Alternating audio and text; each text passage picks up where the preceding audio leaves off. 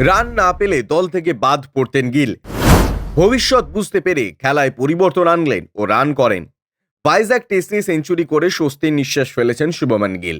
লম্বা সময় ধরে অফ ফর্মে থাকার পরে অবশেষে ফর্মে ফিরে নিজের জাত চিনিয়েছেন। তবে সেঞ্চুরি করে শুভমান তার চিরাচরিত সেলিব্রেশন করতে দেখা যায়নি, বরং দেখা গিয়েছে ব্যাট তুলে চোখ বন্ধ করতে।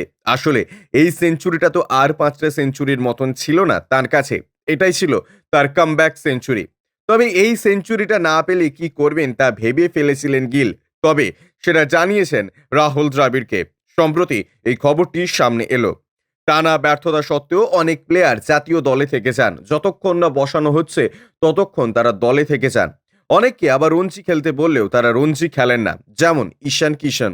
ফর্মে ফেরার জন্য তাকে রঞ্জি খেলতে বললেও তিনি খেলছেন না।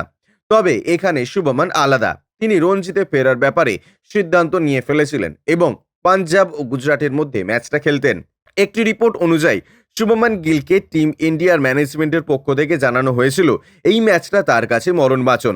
অর্থাৎ ভাইজাগ ম্যাচে নিজেকে প্রমাণ করতে না পারলে তাকে নিয়ে চূড়ান্ত সিদ্ধান্ত নিত ম্যানেজমেন্ট। এতেই নড়ে চড়ে বসেন তিনি।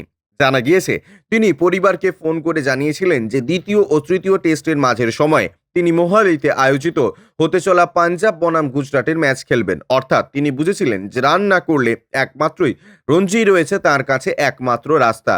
সেটা অবশ্যই তাকে করতে হয়নি। ভাইজাগ টেস্টে রান পাওয়ায় তিনি এ যাত্রায় বেঁচে গেলেন। ব্যুরো রিপোর্ট, ইউজে নিউজ।